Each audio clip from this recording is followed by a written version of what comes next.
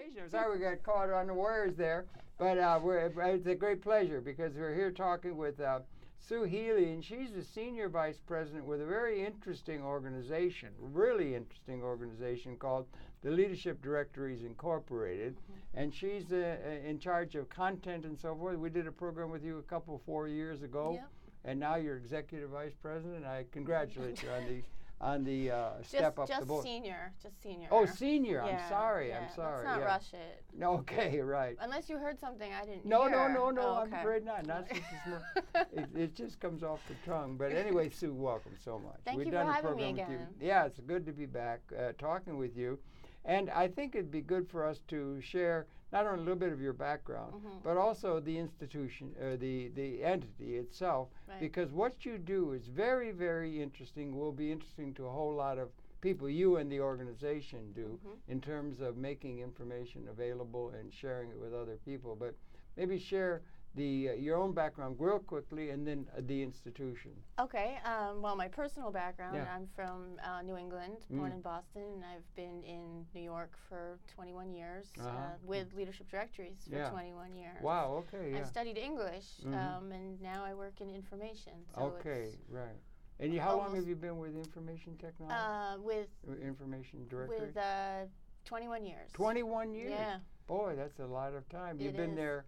And how long is the institution itself? They were founded in 1969. And that was founded by? In Donald Petrie. Donald Petrie. And there was Robert Townsend. And who was the fellow I met? David Hurwitz. David Hurwitz. He was nice our guy. CEO for a very long time. I did a program with him about 15 or 20 years ago. A really nice guy. Yeah, brilliant really man. Good. Brilliant man, but also very, very good. Yes. And they don't necessarily go together, but they did in his case. And I see he had good choice in terms of Sue Healy. So, Thank you. Now, let's then talk about it is because the information, why don't you give us a rundown? Okay, so Leadership Directories started out as a print directory company, publishing books about who's who in Congress. So the senators and the representatives and the committees and the subcommittees and all the staffers and what the legislative issues are that the staffers cover, so that if you need to get in touch with Congress to do real business, lobbying, let's face it, that was the go-to directory. And then it expanded to a federal government directory, the executive branch.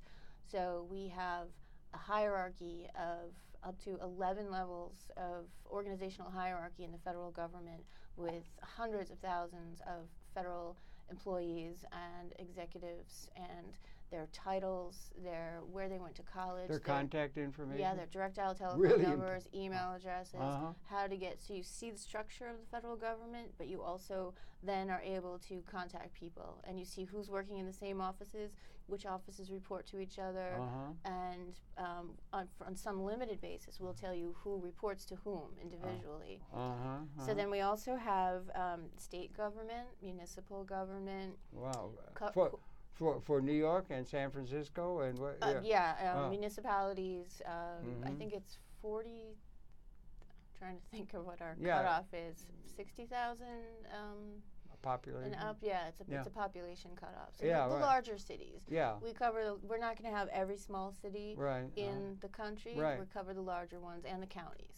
So the management and the government and the people who are running the sewer department and the highways department, and that's a great resource for getting things done at the municipal level, but also for organizations that need to sell into the municipal level. Yeah, we're doing some marketing and that kind of thing. And they've always had the marquee thing, who's who, and those are the famous people. But what you got is not only the famous people who, let's say, run the agency, but it's the reality of all the people that make it up. The support staff. Support staff is key, and that's really important for absolutely. a great number of exchanges, right? Absolutely. Depending on how you want to get into the organization, sometimes it's easier to go through an executive assistant or one of the assistant vice presidents as opposed to the lofty CEO. Yeah, that's right. That's really good. So, and you do that. It must be hard to keep them up because you also then go into industry. Yes. And you go. How many different divisions? You have a number of divisions of things that you cover in a systems way, and your systems thinking. Right. So corporations, law firms, media outlets, nonprofit organizations, hospitals, trade associations, charitable organizations. I think that's about it. And we recently did a deep dive into the energy sector. Wow, that's really important. And we did another deep dive into the health sector, so health systems and people who are supplying biomedical companies, device manufacturers, the whole spectrum of health. That's an incredibly important work that you're doing. Oh, thank it you. must be a big job trying to keep up with that, and you want to, as much as you can in a realistic context, to keep it current. Absolutely. If possible. It's because worthless. there's changes it's going on all the time. Current. It's very and you're important. talking for, in a certain sense, it could be done for somebody writing a book or something, or a novel, or somebody who's doing something practical. Right. Like they want to get in touch with something, get something going, or an yeah. entrepreneurs and things. Absolutely. And how can you communicate with the people that really matter, and you help make that obvious and the contact available to them, both telephone, extensions, not just the telephone number, direct but the extension, direct dial, the email address, and the email address. And more now, people want the Twitter and the Facebook and everything, because that's another way for getting in touch with people. Even some customers would prefer Twitter to even email at this point. Twitter is that 144 character thing that seems to be mostly used by young. But I guess there's you have a term called hashtag or something that's connected with that. And it's part of the social media thing. And I think YouTube, which this will be up on in a couple of days, this program, is also thought of as social media. Sure. We collect YouTube, the channels, the links for different corporations, for politicians, and at the institutional level, we'll have the YouTube channel available. Well, it's a hugely important venture that you're involved with. I should think you'd have a sense of, it's an overworked term and everything, I think that way, pride in what it is you're doing, although, if you understand, I think it's an important service to have available to the citizenry. I think it's interesting to look at it that way, but for me personally, and I think also for some of my colleagues, it's when you have a customer who is working with the information and they are working on a particular project and they are able to find what they need, find it very quickly, and are impressed with how up-to-date the information is, and then their project is successful as a result, whether it's a sales project or an outreach of some kind or fundraising, that's when it makes you feel good that you were able to, the work that you're doing there's a purpose there. It's helping someone achieve their goal. Or they actually got the junior pageant from the junior high school on in time. Right. Or, that kind of thing. It all went in all that. That's a sense of satisfaction. Right. Well, we had a customer just this past week use our service to send an email to people in the government about ending hunger. Good idea. And it was, I don't want to name the customer, but it was to be able to help someone achieve a goal like that where they're pursuing, ending world hunger. That's kind of exciting. Well, that's not only kind of exciting, that would be very useful to possibly on the desks of our major policy decision makers. Wouldn't it possibly be able to inform them? And the people who are informing them, they often are being informed by staff who are really the important people who really got the understanding. So it's informing the society in ways that could be beneficial to it. Well, you'll be happy to know the entire U.S. Senate has access to our information. Good. Everyone who works in the U.S. Senate has access. All the staff. Not just the members. No. The staffers.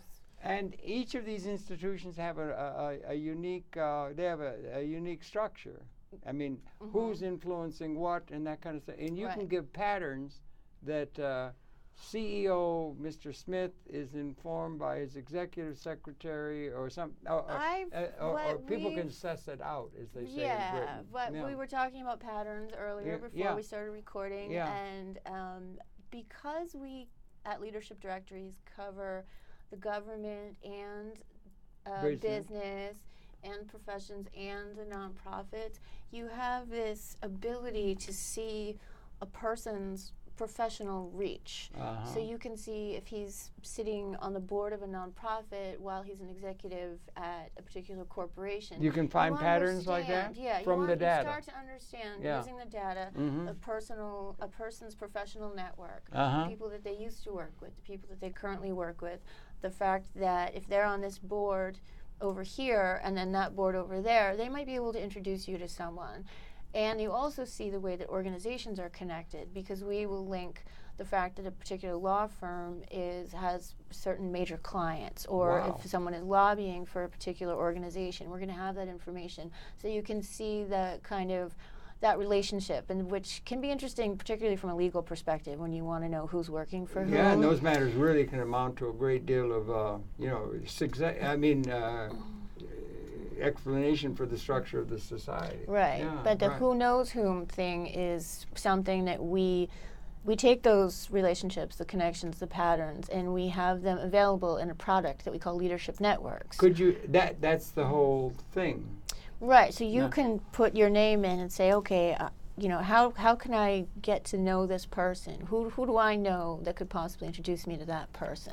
And that's when the information goes from being just a static word on a page that maybe wasn't very interesting back in the old days of the directories. And when you start being able to apply logic to it and really sort of making it flex its own muscles, it becomes interesting and it becomes useful, and you can actually start doing real things with the information. Yeah, you can do that, and it would be, people could be writing a book and wanting to know connection. It's patterns that are being made available to people in a way that is very useful. But not only, in terms of systems thinking or musing or informing, but also in very practical, real terms. Yeah. What a great thing that is in order to have that. Now, you're Senior Vice President for Content, and so that's your Products role. and content. Products and content. Sure. Maybe you could explain a little bit of what it is that specifically you're dealing with as a person of responsibility, and then the people who work with you in that, and how it fits into the overall pattern of the entity itself. Okay. My team, I think there's about 40 of us. We are in charge of researching all the information and maintaining the quality of it, so updating it on an ongoing basis. You're just keeping up all the information relevant to the operation of the government and all the public sector and all the nonprofit corporations that exist within the whole world and everything like that. It seems to me you need like a team of about 40 million in order to do it, if I may suggest. Well, that's why they call us Leadership Directories, because we really do focus on what we consider to be the largest, most powerful, most influential organizations. We won't have every single nonprofit foundation that's out there. We only are going to have the ones that have the biggest budget, the largest endowment, the greatest number of employees. Those are the leadership in the practical sense of the real world. Yeah, because we can't do everything. You just cannot do it all. And what you want to make sale that's coming on at the local church. As much as we'd like to. Yeah, you would. But we need to make sure that what we are doing, we're doing really, really well. Because we pride ourselves on the quality of the information, the fact that the customer is going to go into the product, log on to their computer, and the database is updated daily for them. And daily, and they're going to they even get alerts, little email alerts telling them, Bob is gone and he's been replaced by John, and Sally's gone. That's getting to be a very large database you're drawing upon. A lot of information has to be gathered from somewhere and everything, and you're in charge. You're doing that thing of keeping up how you can get the changes, be in touch with the changes that are going. What a boon to journalism. What a boon to writers. What a boon to intellectuals who. Go ahead. Yeah. Well, it's a big job to keep it all updated. I would think. We try to do. We just focus on making sure that our customers are going to see the most updated information when they log in, because it's very important, because we don't want them to waste their time. They're coming to us and we're performing the service for them because to save them time and to make them effective at their jobs. So we have a variety of different ways that we keep the information updated. The one major way is that we have a contact at every organization we list. And this is typically someone who's working in the PR department or communications or sometimes marketing. someone who's cooperative and is willing to accept anywhere from 2 to 6 times a year. We'll send a full copy of the information we have for the organization to that person and ask them to help us update it. How many of those do you have? I mean, in the aggregate. I don't mean to put you on the spot. No, I would say probably a couple 100,000. Wow, that's a lot. Yeah. That's a lot.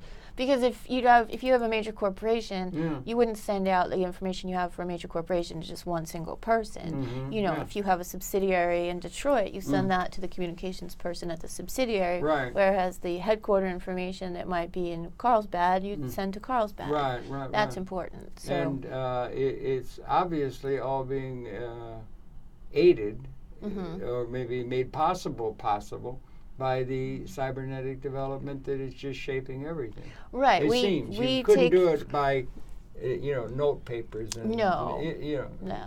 And we take advantage of the internet itself. Okay. Because just reaching out to contacts at an organization twice a year is not going to do it. Not anymore. In the old days, that was fine.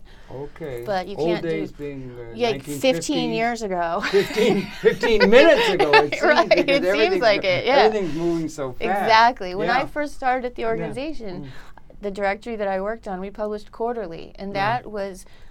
It was considered amazing that it was updated as frequently as it was. We updated every corporation 4 times per year. To think about that now, it's absurd. I had to be at a court matter with a friend or something the other day, and I was at the courthouse. It was built maybe 20 years ago or something. And it was funny because all the phone booths, they used to have phone booths that Clark Kent would go in and turn into Superman. They're all empty, now, because of the quick. That's sad. Well, it is in a way, but in a sense, it's also, there's progress being made, and we wouldn't want to go back to smoke signals. This is true. Yeah, I think, but that's true. But it is there, and that's your responsibility to keep that up to date and everything. Right. Yeah. So we've been employing more technology in the recent years to help us with our updating. It started, the great internet interruption was so focused initially on how you produced your products, how you put them out to your customers. Okay, we can't just offer books anymore. You offer CD-ROMs, and then you're offering online products, and now it's mobile and apps and everything. But then you also have to think about utilizing those same technologies for the operations side of your business, keeping your information up to date. Because as the internet affected people, it changed what customers want. It changed their expectations. They have demands now that, they see something in the news. They expect that it's going to be updated in our database that same day. It's a little hard to do that. It's usually the next day. Yeah. But, give us 24 hours. Yeah. But so we're monitoring news to make sure that we're getting those changes. We're getting feeds, press release feeds in all the time. We're getting feeds from government filings.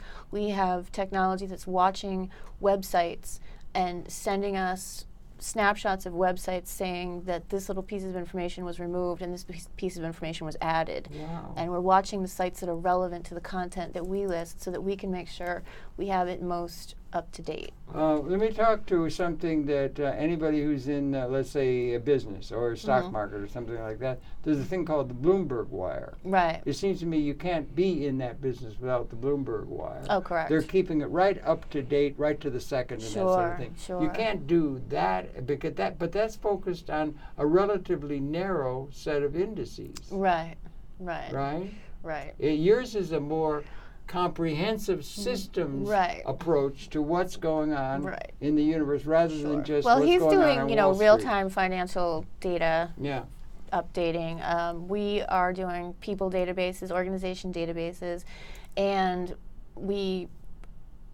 because we cover the spectrum of organization types, that is a unique challenge that we deal with that some of our competitors don't. Some of our competitors will say, we're focused primarily on Congress or on media data there are people or on corporate data. Yeah. And, it must be so easy. I see what you're saying. I think that we were talking about Norbert Wiener, who was the great father of cybernetics. He said, information overload. We're having information overload, I do believe. There's more coming And there's every day, Sue, comes over the transom a new breakthrough in every field of science and everything like that. It's monumentally important, and we're getting inundated with information, some good, some bad, and that. But information overload permits pattern recognition between the subsets that make up the overall system, rather than heavy concentration upon just one aspect of one aspect of one aspect of the overall system. You understand I what I'm completely saying? agree. You're trying to get a larger outreach, right? Right. Is that true? If we didn't cover the spectrum of organizations that we cover, we would not be able to see those patterns of who knows who across, corporations to nonprofits. And that's interesting information for getting to know people, for getting introductions, or for just, legal, a little bit of CYA. Sometimes you need to know. CYA. Oh, cover your butt. Oh, cover your age. Thank you. It's important to know if someone used to work for someone and you're about to hire them. Yeah, right. It's important to know these things. That's right. Yeah. And those are the patterns that our information helps us discern. Are there other analog or systems that are similar to it that you're familiar with, that are like sort of sister or brother or nephew or uncle entities that are doing something similar to what you're doing? Sure.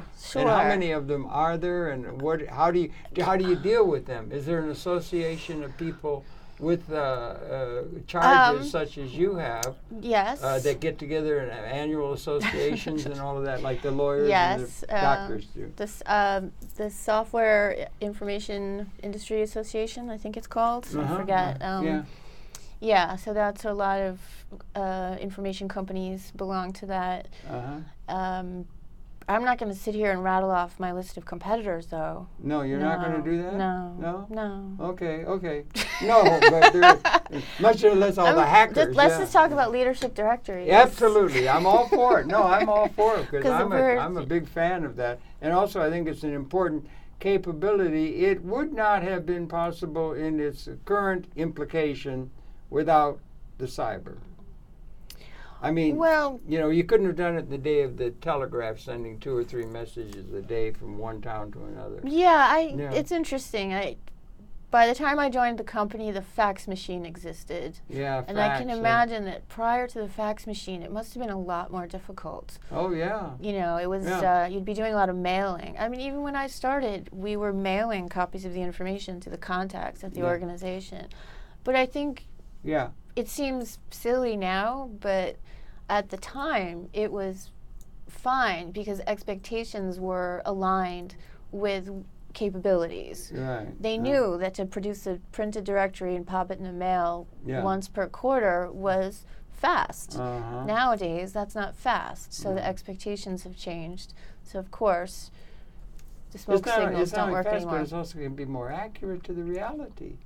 If you're bringing it more up to date, those changes can they're moving so quickly that it's what you want is to have so much of an understanding of reality that is actionable and also accurate to improving the human condition and the environment. It's a good point that you make, because back when you were only updating it quarterly, it's not like the changes at the corporations were happening any less frequently. They were, and it was always very dismaying.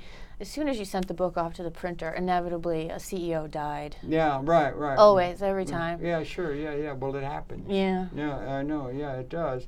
And so the times they are changing. Bobby Dylan singing a song, I think, at one point, and they are. But what an interesting thing. Could we go a little bit more in depth? Exactly what does your work entail? Sure. You have a number of people that are working with you. Right. And could you share just the day-to-day, or what happens? I mean, what are you monitoring? How do you put it together? Okay. Well, on the content side, you're starting your day by looking at the results that are coming from the websites that you've been looking at. So you're going to have hundreds and hundreds of links to websites that using a special software that's going to show you maybe it'll take you to the page of a website for a corporation. That you put into your, you've done a program to do certain information available to you in a systems way. Yeah, this is a back office thing that the customers don't see. This is one of the ways we update the information. But that's really important. We're tracking that's all part these. of your responsibility. Oh, absolutely. And to know how those things fit together. That's a very responsible. That's a systems thing that is responsible not only at your institution, but at institutions across the nation and the world. Yeah, go ahead. Yeah. So they're looking at that. The team comes in. They're looking at that, and they're making changes in the database. So they have to go into the database, and if they see that someone has changed, that they have to change them in the database. So, you know, Sally Smith today is Senior Vice President of Marketing, and then we find out that she is Executive Vice President of Marketing. So we're going to change her and update her in the database. And then you have to... Is that done algorithmically, or is that done just autonomically? That's done manually. We do all of our updating in the database manually. But you know what? It's really important to us that we, first of all, we always put names in exactly as they appear. The database is highly fielded, highly structured. We put titles in exactly as we get them.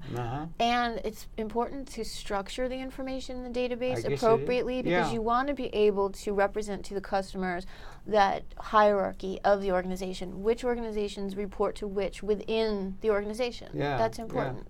So within intra. As well as inter. And you need a human being to do that. You can have a computer look at a snapshot of a website and tell you from one day to the next what changed, but you need a human being to really analyze that and say, okay, how am I presenting this to the customer? How am I entering this in the database? Because the other thing that we haven't even talked about yet is the taxonomy. Yes, please, by all means. 5 or 6 different types of tags that we apply. Tags are useful. Yeah, that we apply to the data, and everything, all of them are hierarchical structures that we created. They're proprietary to us, and we change them. Yeah, we change them all the time. We update them as jobs come in and out of fashion. As you know, back 20 years ago, we wouldn't have had a job for someone who's a social media manager for an organization. Nowadays, you have that. Okay, that's something new emerging, right? Right. So you need to have a tag in the back end to indicate that someone is... Do you have responsibility for setting out the template that is done to get the content, or has somebody set that? Is there a template been done by somebody who set up the program that you then you use it, but you don't set up the parameters of what? Do you have input in terms of how changes might be made in that way? In terms of the way the information is presented to the customer? Well, I would think of it as, I use the term template. You've got a system in place. That system can be changed in terms of you're going to connect to B, C, and D, but now you're going to protect also C, D, E, and J. And that kind of thing. You can change and change it. You have a responsibility for keeping that template up to date in terms of what's available. When I hear you say template, I think to me that would correspond to the database. The database would be where we enter the information. And then the content team are the ones who are updating the information in the database. Then the products team, which is also me. It's my other half, my other team. They're the ones who are taking the information from the database and figuring out how to present it to the customers. You mean like print or yeah, believe it or not, still print. We still do printed directories. That's going to be out of date pretty quick. It is, but there's still a market for them. We still have subscribers who enjoy getting their printed directories. And you got a whole desk full of yellow books. Yellow books that have all this information that's really, really valuable. And you people put that still together, like that that's format. like a template in and of itself. Absolutely. Because that's a program, But clearly the real focus is on the online applications. And we started with one back in, I want to say, 98. And now I think we have 14 or 15, and we'll probably have 20 by the end of the year, by the end of 2015. 20 what again? Online applications. Well, now, online products. spell it out a little okay. bit to me. As an older person, I have an application. So, at its most basic form, I would say it's a website. It's the kind of website that you go to that you can log in because it's password protected or IP access protected because you paid to have access to this website. Okay. And the information that we make available to customers is there, and you can browse it. So you can look at a representation of the Department of Agriculture with all the different levels of hierarchy and all the people who work there. Thousands of people are involved. Or you can search across all the data if you want to. And you say, can put different keywords in to link them you up can as do, you a can do system keywords, search. Keywords if you want to, but you can also use those tags that we talked about. Well, I was thinking keywords, but tags is what you're talking about. Tags is a more effective way to search, which is why it's absolutely. Rather than keywords. Right, That's what I meant, tags, like YouTube. They have tags. Right, the hashtags. Exactly. And you can use those that's to good advantage. Unite all the information together. You can use tags are something people should become aware of and use in their musings or understanding, whether it's a scholar or anybody, as a way of getting towards systems thinking. Right. And you want to get towards systems thinking. No, well, but structure that isn't burrowing in tremendous. It's got accurate depth, but it's more looking at the pattern between different things that is a higher level of reality than that which the highly specialized would do. Right. If you understand what I'm saying. Yeah, I think that's really important. At the simplest level, the way we deal with it is someone will have a job. Let's pretend that you're the vice president of human resources. Okay. And then someone else might have a job where they're the vice president of talent. Within a company? No, two different companies. Two different companies. Okay. And then at another organization, you have someone who's in senior vice president of human capital. They're all doing the same function. They're doing human resources, personnel development type of role. Yeah, if you have a tag, if you're doing a keyword search, you wouldn't necessarily pick up all three of those people. If you're looking for the people who do that role, that function, but with a single tag that we've applied, because we're smart, we say, okay, that's a human resource. Are you talking about yourselves? My content people. At your content people, you're smart. Right, we're smart. In a way that could be a cue toward ordinary citizens being smart and being able to take advantage of what the technology is making available for systems thinking. Right. So that's very important. We're taking... Educational implications are huge. It's one click. So you don't need to know that all these people have these different titles and everything. We're saying to you, they're all doing human resources. Right. So we're going to apply that tag. And obviously this is a very simple example. But just simply applying that tag, then the customer can come on and say, oh, I want all the human resources people. And they're not doing a keyword search of human resources in the title. They're using some intelligently applied tags to get the information that they need very quickly, very easily. So we help them make sense of what could otherwise be a bit of a lawlessness. I think what you're doing is really very, very emblematic of the way a whole lot of institutions ought to be thinking and the educational process itself. I think the implications of what you're doing are really much more applicable to more people than they might think. They might be thinking they're running down a deal where they can make a couple of dollars or something like that. That motivates a lot of human behavior and everything.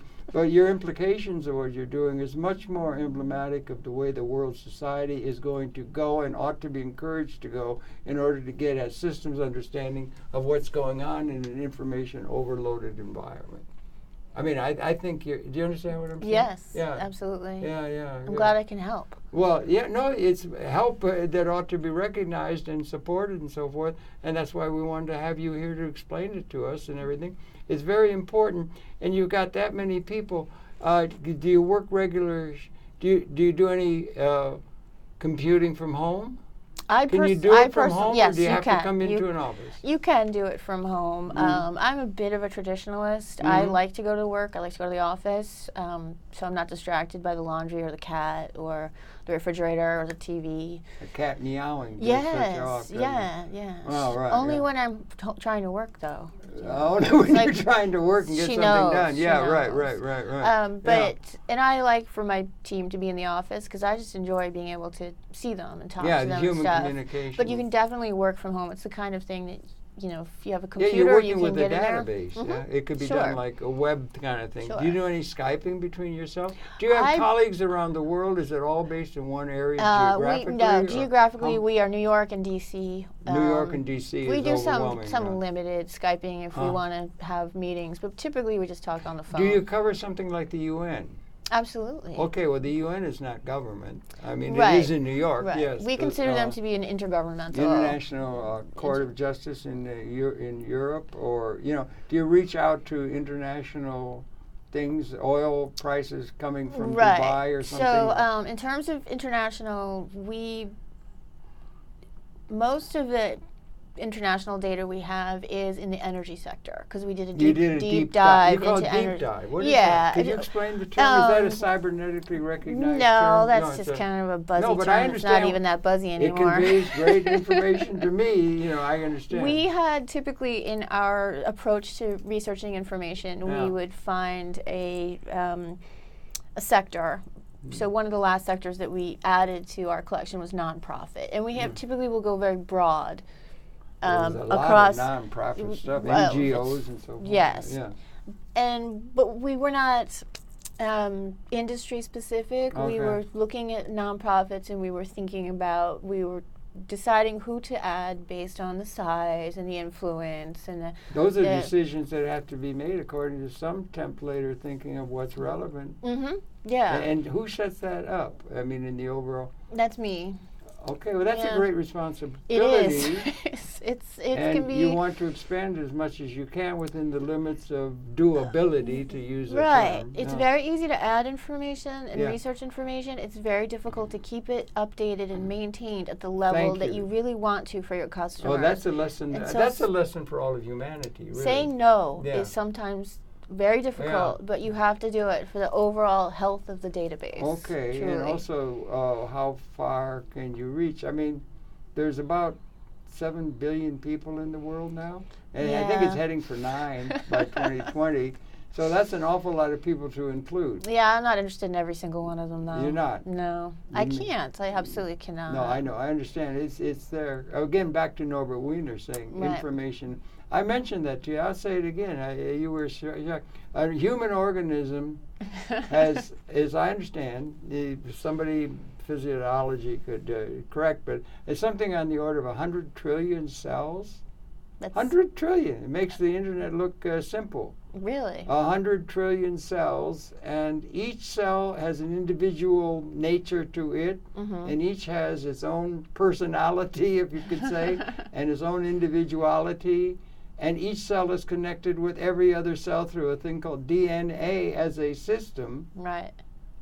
And so with human beings, each individual is important. All the National Security Agency, you following the doings of of that, and also other reporters who are reporting the corruption of the system and that sort of thing, and the invasions of privacy that are going on. Now we got drones stinging. Do we have drones looking in the windows of Manhattan now or not? I don't know. Do you understand? Oh, absolutely. The privacy issue is a big thing. It's concerning. But it does mean it makes a system that works efficiently. It's called a human being. That's amazing. And that's a metaphor, perhaps. You got 9 billion people. Wouldn't it be great if every 9 billion people was realizing their full maximum potentiality, like Louis Armstrong hitting the high note right at the moment when the jam session really hits it? You know what I'm saying? Yeah. That's the sort of thing that we might be looking for in order to get some sort of a new something coming, creative force in the universe that makes human experience nest within the evolutionary process of which we're a part. The educational implications of what's going on, autodidactic, individual learning, could be useful. Do you understand? I'm just ruminating about some of the larger implications of what you people are doing. Wow. And I'm congratulating you. You took it to a far higher level than I ever even No, but considered. you've taken it there. Thank you. Just, by what you're doing, it would seem to me. Can you understand, or are we out of sync with each other? I don't know. Okay, maybe. You think big, sir. Oh, big. Yeah. No. Well, it's just one way to go rather than... because everything's going up. The major thing, there's lots of... there's lots of things that motivate. How do we understand human society and all that? And there's a lot of different things that can be causative. There's things like, there's something called love. There's something called like mother love. There's called, there's all kinds of empathy, all kinds of things like. But the major thing, it seems to me at the moment, in terms of the earth, the way it's operating, is money. It seems, I don't know if you're right, but that's called practical reality. That's what people are most interested in, whether at the level of how do I get some bread for the kid doesn't starve, with some people, to where how can I get another $1 trillion to invest in a good thing to go to the moon. Do you understand what I mean? And maybe that's. But what about God? Don't you think God has become a bit of a player lately too? Well, I don't know God. I'm a humanist. Myself, I think God is a. I mean, if you look at the influence of terrorism. Yeah. You know, talk. I think that's more God than money there, and that seems to be. Well, that is recently just a major driver of everything that's going on. That's right. Well, we're going to do a program with Howard Bloom. Following this one, it's going to air on. You're going to air on Tuesday. Okay. And he's going to air on Thursday, and he's written the book, "The God Problem: How a Godless Cosmos Creates." Okay. That the God thing is something that's probably been there, and it's important to a lot of people and everything, but it's probably a myth. And that there was an evolutionary process, and that they've had people who've tried to explain it and everything like that. But how are we going to live in a world, anything absolute? Right. The systems thing is where you have a resonancy, something more than the sum of a maximally engaged entity, is a resonancy that is a maximally engaged system. And so what it does is synergy. And synergy is the behavior of systems unpredicted by the sum of the parts. There's something more than the sum of the parts of a system. So what it does, I mean, science seems to be saying that makes up a best understanding of the universe from string theory and the Big Bang and everything like that. That it gets there, so it rules out any absolutism. There's something more than the sum of a resonancy of a result of two systems coming together in a resonancy. There's more than the sum. Okay. Can you? Yeah. So then any absolutist, anything, whether it's my God's better than your God, or my economic system's better than yours, or a man is better than a woman, or a girl, anything absolute is inherently not adequate to what's really needed in terms of an evolutionary transformation we may be all going through. I see. I'm sorry, I didn't want to get off on that kind of stuff. But we live in an unusually creative time. Yes. 200,000 years we've been here on the planet. Is that all? 10,000 generations. Wow. And they've had to come up with creation stories to give a sense of meaning. Understandable. Absolutely. And they're probably understandable. important. These things are important. Yeah. But they make people feel safe. Yeah, right. Anarchy is not right at the door. No, anarchy does have a thing that is, you have two functions in the universe. One of them is to conserve what's there, and we have to conserve and consume and everything. But then there's another one where you get tension going through the whole, and you create the new. Right. The new has emerged. Right.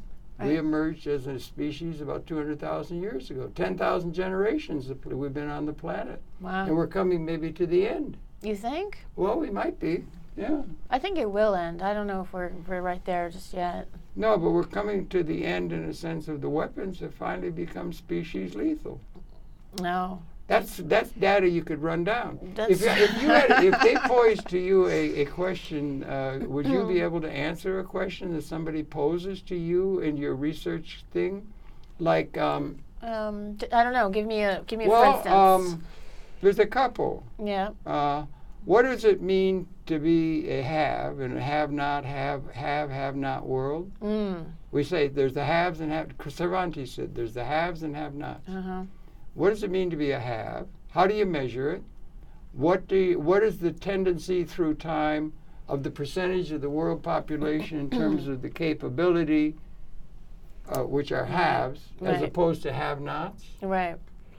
See, that's not a question I could probably help with directly, because that typically you're talking about personal wealth with a situation like that. You're talking about the capability to provide material sustenance and material good to the population of the world. Right. We were limited in terms of our capability when we were wandering around in the Serengeti Plain 100,000 years ago. Right. We didn't have civilization until about 8,000 or 10,000 years ago. And now we've got civilization where it's always been led by a few people who live in a castle, and the peons are running around wallowing in the mud. In terms of our capability, we have a capability. And we get to the point where maybe we could have a much higher percentage of the world maybe there's a greater percentage. Maybe we can get to the 50% mark. That we may be transcending material scarcity as an ontologic reality in the universe that was never been until about this time. Right. Maybe about when you were born. Really? Yeah. That it's not we just still have some distribution issues, though. Oh, we sure do. And we have all kinds of economic theories and political theories by which the group that had the biggest gun could rule and all that kind of stuff. Right. And they use creation stories and things. Anyway, we're getting a feel. But it's very intellectually relevant, the work that you're doing, it would seem to me. What about the intellectual, the literary community, the intellectual, the autodidact? Do you understand the term autodidact, self-taught? And, do you think that's growing, or is it still all structured by our institutional structures? I think it's still institutional. Okay, fair enough, right. Okay. And this might be disappointing, but we cover the institution side. Right. So we have colleges and universities and preparatory schools, and also foundations that provide educational services and support education in the arts. And we have some arts groups, performing arts and arts groups. Not a whole lot on that side, though, I would say. Well, that's more on the humanities. Right. Those are the things that usually don't figure in the hard-headed business making. Right. But very much. Right. Maybe they do as PR or something. It's what is interesting is that the hard-headed business people are going to be sitting on those boards. They're going to be sitting on the boards of the institutions that claim to be able to deal with the humanities. But on the whole, the humanities, Edgar Allan Poe died in the gutter, and the humanities and the creative people have been always given short shrift in terms of the practical people who are interested in Geld. Right. Well, the geniuses are usually crazy. Well, there's something to be but the goods of civilization, not the material goods. The material goods is robotization's taking over the material production of things. You don't need people like we used to have on the assembly line to turn the nuts. Right. And the thing is, and they got a problem because the labor input to the production is decreasing. Right. Only about 5% of our labor unions are organized now. They have very little power. And the only way they have to distribute income to the masses of the people is through what they call a job, like the serf on a feudal estate. Right. The production assets of the leadership is, and whether or not we can do that, we're running into a problem. But we got a capability of providing maybe to where everybody could. Wouldn't it be great if everybody was a have? Yeah, absolutely. The weapons can destroy the whole species. Apparently, that's something that could be modeled. I think it could. Right. Just the fleet, the submarine fleet, with that almost. I think, and then on the other side, we got an ability to liberate everybody, every cell in the human organism, rather than just letting them be seen as not needed anymore because we don't need slaves anymore to work the assembly lines to make the produce of the production. You see, we're maybe in a point of we could liberate or annihilate the Homo sapiens species. We may be coming into a new relationship in the cosmos. That's what happens when the new appears. We appeared about 200,000 years ago out of Homo erectus. This is true. Yeah. See? I'm thinking about your eliminate, annihilate. And it harkens back to what you said earlier that we shouldn't be doing, which is that extreme thinking, that you have to allow for that gray area in the middle. Yeah. Because I think there's there's a lot of space in between. I think you're right. You're absolutely right. There's a lot of space between the extremes. Right. Yeah, I think you're right. Yeah, and you're doing it. But I'm just thinking of the educational institutions to the general society of what you're doing that might be able to be. Are you expanding the width or the depth, or I don't know how you measure the amount covered, or the detail within which you cover it in terms of the overall movement of the organization? Absolutely. We're definitely expanding at the individual level, the different ways that you can contact. We talked earlier about the social media, and that people do want for the individuals the Twitter and the Facebook, and if they have a blog, all that level. So there's more and more for each individual person that we're trying to add constantly. And then at the institutional level, there is one sector of our content that we're expanding in 2015 that I can't really talk about yet, but it's going to be very exciting in the summer.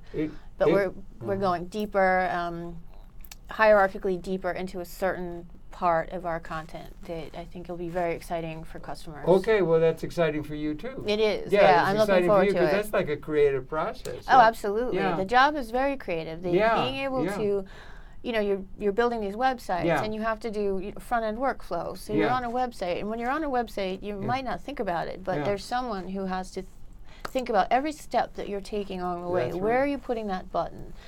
And why are you clicking on that button? Like writing code? Almost? I'm not writing code. No, you're not writing code, but I say everything has to be right.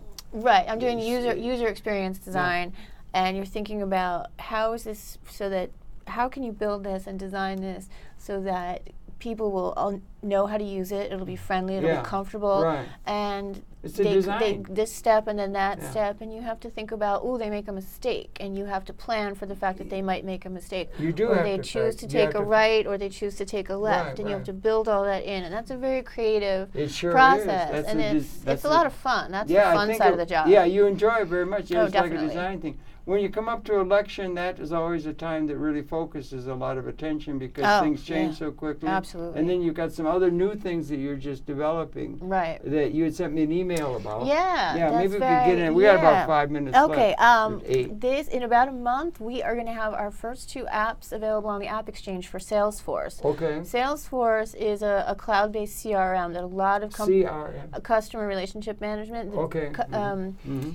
A lot of organizations use Salesforce to manage their sales process. So they have their sales leads loaded in, they have their customers loaded in there, they can watch leads as they go through the pipeline, they can project their sales, depending on the level. People use it for different things. They use it for customer support, but they make apps available. If you build an app that can then be available to Salesforce users, and we're going to have 2 launching in about a month. One is our federal information. Wow. And the other one is our state and local information. Okay. And these are going to be great resources for people who are working in federal sales or state local sales divisions of their organizations, because they're going to be able to, from within Salesforce, log in and search our data, very highly fine-tuned searching. Import that data into Salesforce, and it automatically creates. Into Salesforce would be like an app, or no? They're not even leaving Salesforce. Salesforce for them is a website. So from Salesforce, they're accessing our information, importing it. Are you creating Salesforce? I don't create Salesforce. I've created an app that will be available through Salesforce. Salesforce is a massive, hugely successful organization that creates. Is that outside of yours? Oh, absolutely. Yeah, Salesforce. I'm not familiar Salesforce with the is a big company that makes this CRM system available, and a lot of people use it.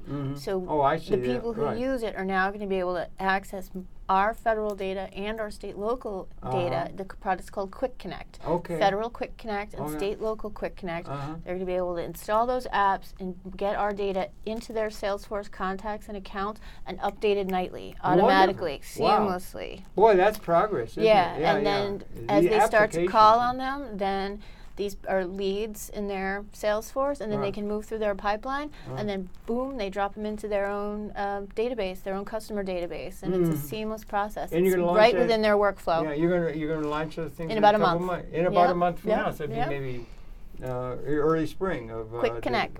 Quick Connect. That's really Federal good. Quick Connect. And then State, local Quick you Connect. said in the email that the elections really balance elections things are up. massive. We're coming to an election year for president. We're still getting over those congressional elections. Remember those? I'll bet. Yeah. Yeah, whenever you have a party control change, that's always major because the makeups of the committees and the subcommittees. That's still all in flux right now. They just all took office about a couple weeks ago, so the staffs are still coming up, and because the committees are still in a huge state of flux right now. Yeah, and you're trying to keep up with all those latest things. We have to. You have to. Yeah. And you have the ability to do it with your team. We had the 114th Congress ready to go on January 6th, the day they were sworn in. Wow. Absolutely. Yeah. And because we started in November, we had them the day after Election Day. We had the elect 114th available to our customers. Boy, oh boy, it's really a challenging thing. There's so many things. I got off on a little rant and everything, but I think it was interesting. I know. I think the thing you're doing has huge implications. Thank you.